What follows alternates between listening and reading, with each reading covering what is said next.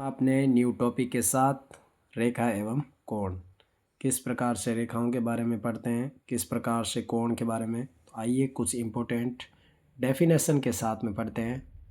तो देखिए, आपके यदि पूछा जाए कि रेखा क्या होती है तो हम रेखा के बारे में हम पहले लिखते हैं। रेखा के बारे में अगर पढ़ा जाए तो हम सबसे पहले एक रेखाखंड बना के बताता हूँ मैं आपको।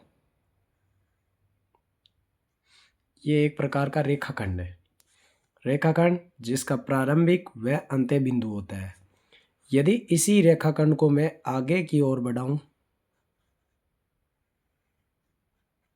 मैंने इस रेखाखंड को नाम दिया ए और बी, जो इसका प्रारंभिक व अंतिम बिंदु को दर्शाता है। यदि इसी रेखाखंड में, तो आप लिखोगे क्या? आप लिखोगे एक रेखाखंड, एक रेखाखंड जिसका नाम क्या था? एक रेखाखंड ए बी। ए बी में दो बिंदु ए व बी, जो कि कैसे बिंदु है? अंत्य बिंदु है,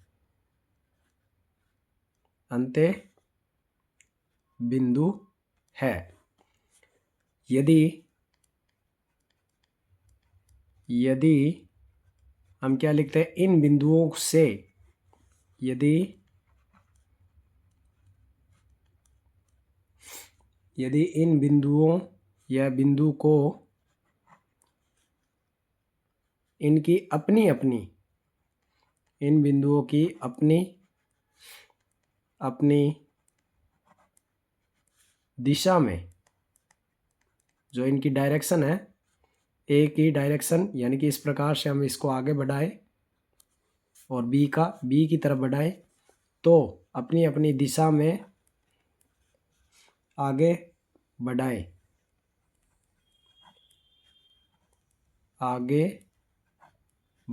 तो हमें एक रेखा प्राप्त होती है। तो हमें एक रेखा प्राप्त होती है। उसे क्या कहते हैं? रेखा।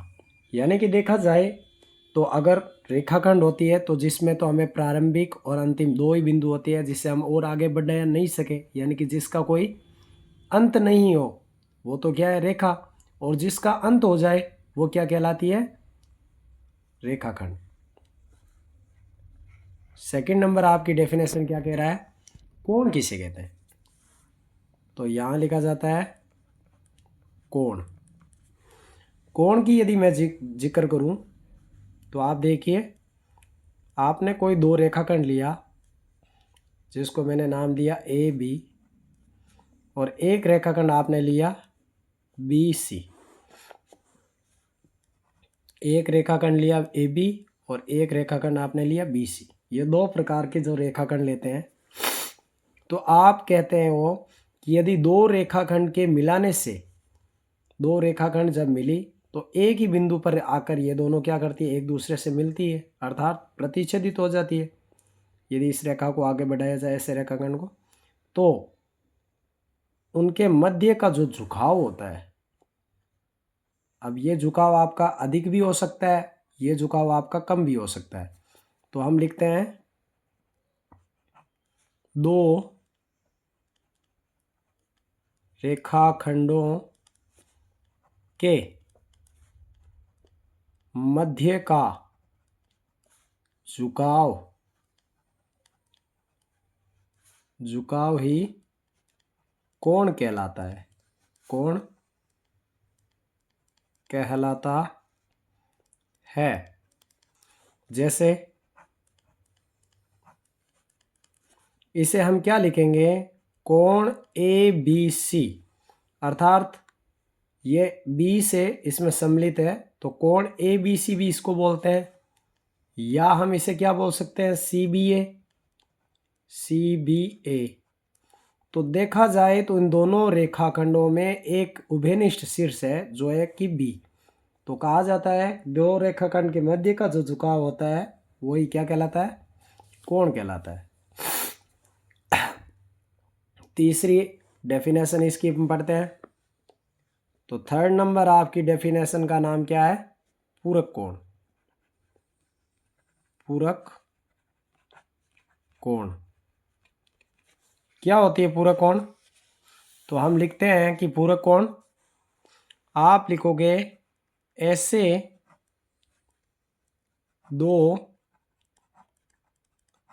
दो कोणों के माप का योग क्या हो? 90 डिग्री हो। यानी कि दो ऐसे कोण आप जोड़िए जिनको जोड़ने पर यदि उनका योग 90 डिग्री प्राप्त हो, 90 डिग्री प्राप्त हो तो उस कोण को पूरक कोण कहते हैं। पूरक कोण कहते हैं। जैसे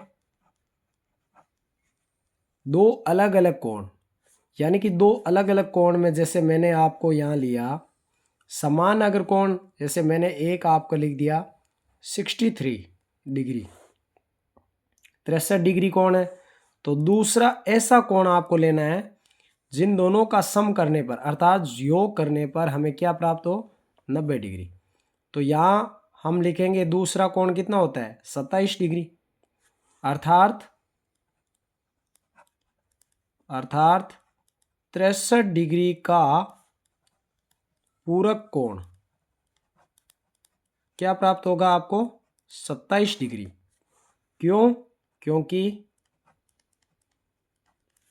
63 डिग्री प्लस 27 डिग्री, 63 और 27 का जब योग करेंगे कितना होता है? 90 डिग्री। अर्थात हम कह सकते हैं कि ऐसे कोण जिनका योग क्या हो? 90 डिग्री। अर्थात हम इसको एक कोण का दूसरा विलोम कोण भी बोलते हैं, विपरीत कोण बोलते हैं। यानी कि दोनों का योग हमेशा 90 होना चाहिए। अगर आपसे पूछ लिया जाए कि 27 डिग्री का पूरक कोण बताओ, तो आप 90 में से 27 को घटा दीजिए तो 63, या फिर 63 दिया गया आपको 63 डिग्री, तो 90 में से आप क्या घटा दीजिए? 63, तो 27 आपको प्राप्त हो जाएगा। यानी कि दोनों का योग सदैव 90 डिग्री ही होना चाहिए, वो ही पूरक कोण कहलाता है। यदि आपको पूरक से क्या पूछ ले? समपूरक कोण के बारे में पूछ लिया जाए, तो हम क्या लिखते हैं कि ऐसे दो कोणों के मापों का योग, दो कोणों के मापों का योग, पूरक में हमने क्या पढ़ा? 90 डिग्री, तो समपूरक में होता है 180 डिग्री हो तो क्या कहलाता है? समपूरक कोण कहलाता है। समपूरक कोण कहलाता है। तो इस प्रकार से समपूरक कोण की हम परिभाषा पढ़ते हैं। यदि आप हमारे चैनल पर नए हो तो target coaching classes Pankaj Solanki के चैनल को आप सब्सक्राइब करें, लाइक करें और कमेंट करके बताएं कि किस प्रकार से आपने इन परिभाषाओं को समझा। कमेंट कर दीजिए, शेयर कर दीजिए। तो आइए हम पढ़ते हैं आगे। हमने पूरक पढ़ लिया, समपूरक पढ़ लिया, अब हम पढ़ेंगे आसन कोण। तो देखिए आसन कोण की परिभाषा। आसन कोण, कैसे कोण को आसन कोण कहते हैं? इनमें यदि देखा जाए तो उभयनिष्ठ भुजा के बारे में, उभयनिष्ठ कोण चलते हैं। तो हम क्या लिखेंगे आसन कोण की परिभाषा? हम लिखेंगे कि दो शीर्ष, अर्थात दो शीर्ष, यानी कि ए, यहां से ए भुजा और बी भुजा ली, और एक इसके अंदर क्या ले लिया? सी। तो दो हमने क्या लिया? ए बी रेखाखंड और बी सी रेखाखंड। इसमें से आपको एक ऐसी भुजा जाए जिससे क्या हो? इन दोनों कोण के बीच का यदि एक ऐसा कोण यानी कि एक उभयनिष्ठ भुजा या एक उभयनिष्ठ ऐसा कोण जो इन दोनों में क्या रखता हो, अपनी समानता रखता हो, अर्थात जो दोनों में प्रयोग ले रहा है, जिसे हम उभयनिष्ठ कोण या उभयनिष्ठ भुजा बोलते हैं। जो देखिए ध्यान से इस डायग्राम के अंदर आपको BD इसमें भी प्रयोग हो रहा है, और यदि मैं इसको हेड कर लूँ तो ये देखिए इसमें भी काम आ रहा है, ये हो गया BCD। तो इस प्रकार से ये दोनों में क्या समान, तो अर्थात दो शीर्ष, जैसे कि मैंने लिया A व C, तो दो शीर्ष A और C से कोणों का युग्म एक दूसरे से क्या हो, संबंधित हो, एक दूसरे से क्या हो, समानता या संबंधित होता है, संबंधित होता है। इनमें क्या होता है, आवश्यक कुछ शर्तें होती है, जैसे कि क्या क्या शर्त यह है इसकी कि यदि हम आसन कोण के बारे में पढ़ते हैं तो पहला शर्त यह कहता है कि उनमें एक उभयनिष्ठ क्या होना चाहिए, उनका उभयनिष्ठ शीर्ष होना चाहिए, उभयनिष्ठ शीर्ष जो दोनों कोणों को क्या करता है या दोनों भुजाओं को मिलाता है। वह उभयनिष्ठ शीर्ष में उभयनिष्ठ शीर्ष व उभयनिष्ठ भुजा हो, अर्थात दोनों में क्या हो, उभयनिष्ठ भुजा और उभयनिष्ठ शीर्ष होना चाहिए। जो उभयनिष्ठ भुजा हम कह रहे हैं BD जैसे उभयनिष्ठ भुजा है, तथा और आवश्यक शर्त के रूप में क्या पढ़े, उभयनिष्ठ भुजा और यदि उभयनिष्ठ भुजा नहीं है, यदि इनमें उभयनिष्ठ भुजा नहीं हो तो क्या हो, उभयनिष्ठ भुजा दोनों तरफ होनी चाहिए, यानी कि एक एक तरफ उभयनिष्ठ भुजा इसमें भी होना चाहिए और उसमें भी। तो उभयनिष्ठ भुजा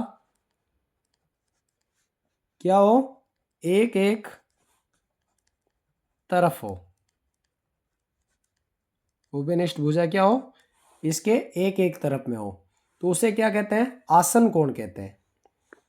फिर हम पढ़ते हैं रैखिक युग्म। रैखिक युग्म, यदि आप हमारे चैनल पर नए हो तो इसे सब्सक्राइब जरूर करें, वीडियो को लाइक कर दीजिए, शेयर कर दीजिए। तो देखिए युग्म यानी कि कैसा, रैखिक, एक ही रेखा पर बनने वाले युग्म या रैखिक कोण भी बोलते हैं इसमें। तो इसकी डेफिनेशन हम कैसे पढ़ते हैं, हम पढ़ते हैं कि एक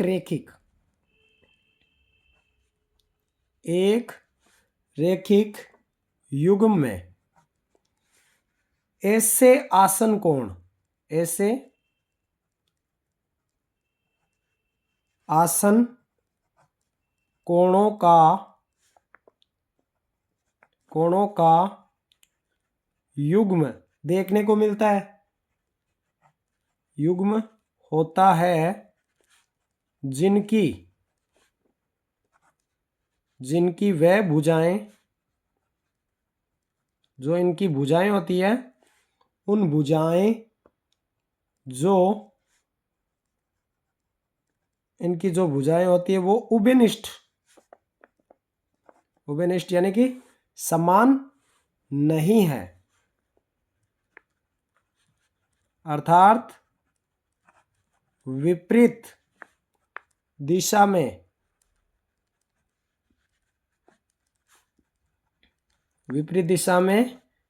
किरणें होनी चाहिए, किरणें हो, उसे क्या कहते हैं, रैखिक युग्म नाम दिया जाता है।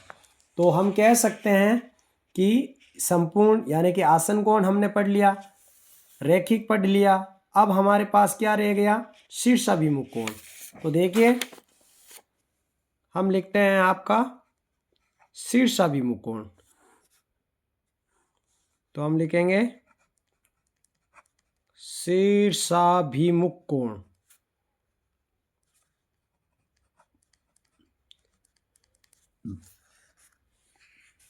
तो शीर्षाभिमुख कोण में हम क्या लिखते हैं? शीर्षाभिमुख कोण में हम लिखेंगे कि यदि दो रेखाएं जो एक दूसरे को क्या करे, प्रतिच्छेदित, दो रेखाएं जो एक दूसरे को प्रतिच्छेदित करें,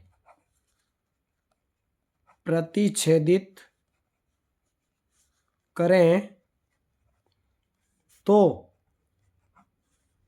प्रतिच्छेदित करती है तो इस प्रकार इसमें क्या बनते हैं, कोण बनते हैं।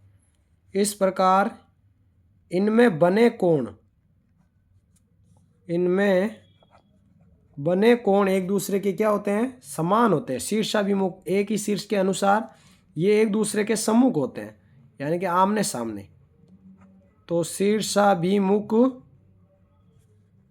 कोण समान माप के होते हैं। कैसे होते हैं? समान माप के होते हैं। उन्हें हम क्या कहते हैं? शीर्षाभिमुख कोण कहते हैं। तो यदि आप हमारे चैनल पे नए हो तो आप इसे चैनल को सब्सक्राइब जरूर करें, और यदि आपने हमारे वीडियो नहीं देखे हैं इससे पहले के, तो मैं इस वीडियो के डिस्क्रिप्शन में आपको बेसिक तौर पे ये बताऊंगा कि रेखाएं एवं कोण क्या है, ये मैंने आपको बताया है। और मैं इस वीडियो के डिस्क्रिप्शन में उनका अन्य वीडियो का लिंक दूंगा, वहाँ जाकर आप ज़रूर देखें। और वीडियो कैसे लगा ये कमेंट करके ज़रूर बताएं। धन्यवाद।